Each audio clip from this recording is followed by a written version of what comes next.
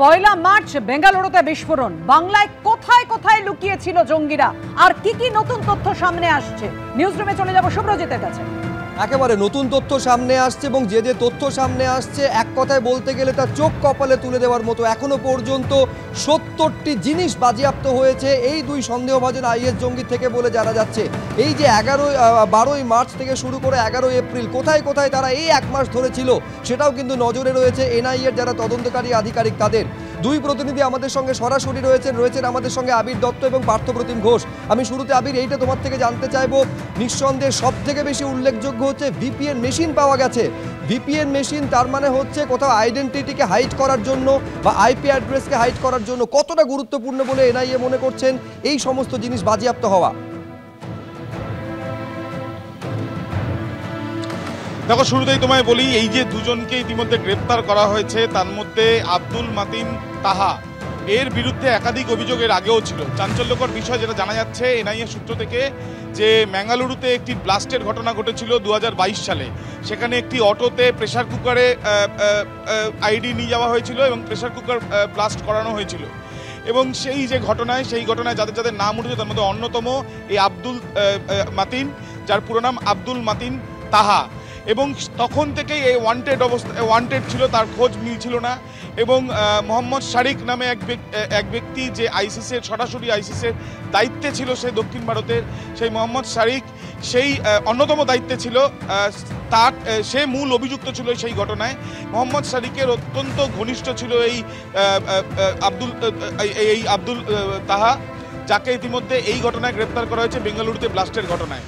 স্বভাবতই তুমি বুঝতেই পারছো যে এর আগেও একাধিক অভিযোগ ছিল, যে অভিযোগের ভিত্তিতে এই দুজনকে খোঁজ করা হচ্ছিল। এবং এই যে ৭০টি আর্টিকেলস ইতিমধ্যে সিজ করা হয়েছে এনআইএ তরফ থেকে। এনআইএ সূত্রে জানা যাচ্ছে যেখানে এই ব্লাস্টের ঘটনা ঘটেছে, হেফাজতে যেহেতু 10 জনকে পাওয়া গিয়েছে, সেখানে তাদেরকে নিয়ে গিয়ে পুনর্নির্মাণ করা হবে। এবং এই ৭০টি আর্টিকেলসের মধ্যে গুরুত্বপূর্ণ বিষয় হচ্ছে যে ভিপিএন মেশিন, রাউটার, সেগুলো তো রয়েছেই।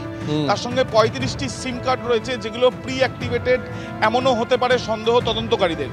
সেই সিম কার্ডগুলো তারা কোথা থেকে কালেক্ট করলো তারা জানতে চাইছেন। একেবারে নিঃসন্দেহে। বেশ আবির, তুমি আমাদের সঙ্গে থাকো। আমাদের আরেক প্রতিনিধি পার্থপ্রতিম ঘোষের কাছে সরাসরি চলে যাব। পার্থ, যেটা সব থেকে বেশি উল্লেখযোগ্য বিষয় যে 12ই মার্চ থেকে শুরু করে 11ই এপ্রিল, এই যে প্রায় এক মাস তারা কোথায় কোথায় গেছিল, রুট ম্যাপ কী ছিল, এবং সব থেকে বেশি যেটা কৌতূহলের প্রশ্ন, নিঃসন্দেহে সেটা তদন্তকারীদেরও ভাবাচ্ছে যে এত মাইনিউট ডিটেল কোথায় কোথায় তারা যাচ্ছেন, কোনো লোকাল হেল্প বা কোনো লজিস্টিক সাপোর্ট ছাড়া এটা কীভাবে করা সম্ভব? কে বা কারা এর পেছনে মদত দিয়েছিল বলে এখনো পর্যন্ত তদন্তকারী আধিকারিকরা মনে করছেন পার্থ?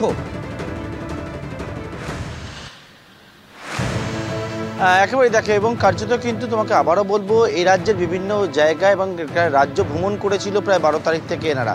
এবং এই যে দুজনকে গ্রেপ্তার করা হয়েছে, যে জায়গা থেকে গ্রেপ্তার হয়েছে অবশ্যই সেই জায়গায় যে তারা এলো, তার পাশাপাশি কিন্তু আজকে তদন্ত না করলেও আমরা দেখেছি দীঘা থানার পুলিশ কর্মীরা তারা আসেন এই হোটেলে। এই হচ্ছে নিউ দীঘা সেই হোটেল, যে হোটেলে হোটেল কর্মীদের সঙ্গে কথা বলেন এবং কবে উঠেছিল তারা, সেই বিষয়ে ইতিমধ্যেই সামনে এসছে। এখন তারা দেখার চেষ্টা করছেন এনাদের যে গতিবিধি কী ছিল, যে দুজন ছিল জঙ্গি সন্দেহে গ্রেপ্তার করা হয়েছিল, কেউ কার মাধ্যম দিয়ে এই হোটেলে তারা বুক করেছিল, এই সমস্ত বিষয়গুলো বেসিক যে ইনফরমেশন সেটা কিন্তু সংগ্রহ করা। রাজ্য ভ্রমণের কথা কেন বললাম, কারণ 12 তারিখ থেকে 13 তারিখ ধর্মতলার হোটেল, তার পরবর্তীতে 13 থেকে 14 লেনিন সরণি হোটেল, তার পরবর্তীকালে 14 থেকে 21-এর মধ্যে সেখানে কিন্তু একেবারে বাস ধরে শিলিগুড়ি থেকে দার্জিলিংয়ে 3 দিন, পুরুলিয়ায় 2 দিন থাকার পরে আবারও কলকাতায় ফিরে এলো। কলকাতায় খিদিরপুরে 21 থেকে 23, 24 তারিখ কোথায় ছিল সে বিষয়ে এখনও পর্যন্ত জানা যায়নি। অন্যদিকে 25 থেকে 28 ইকবালপুরের একটি হোটেলে থাকলো, এবং তারপর 28 তারিখে থেকে এই যে 10 তারিখ, যেমনটা বলা হচ্ছে যে 10 তারিখ কিন্তু এই হোটেলে উঠেছিল, কিন্তু 28 থেকে 10 তারিখ অবধি কোথায় তারা গিয়েছিল সেই বিষয়ে এখনও পর্যন্ত উত্তর পাওয়া যায়নি। আরও একটি বিষয় লক্ষণীয়, সেটা হচ্ছে দেখো যে বিভিন্ন পর্যটন কেন্দ্রগুলো, যেমন দীঘা হোক বা পুরুলিয়া বা দার্জিলিং, এই সমস্ত জায়গাগুলো তারা গিয়েছিল, সেক্ষেত্রে শুধু কি গা ঢাকা দেওয়ার উদ্দেশ্য ছিল নাকি অন্য কোনো কারণ ছিল, এই বিষয়টাও কিন্তু এটা তো অত্যন্তভাবে ভাবাচ্ছে তদন্তকারীদের। কারণ শুধুমাত্র গা ঢাকা দেওয়ার উদ্দেশ্য নাকি অন্য কোনো বড় ছক ছিল, তাহলে সেটা অত্যন্ত আতঙ্কের, অত্যন্ত উদ্বেগের। তোমাদের দুজনকেই ধন্যবাদ।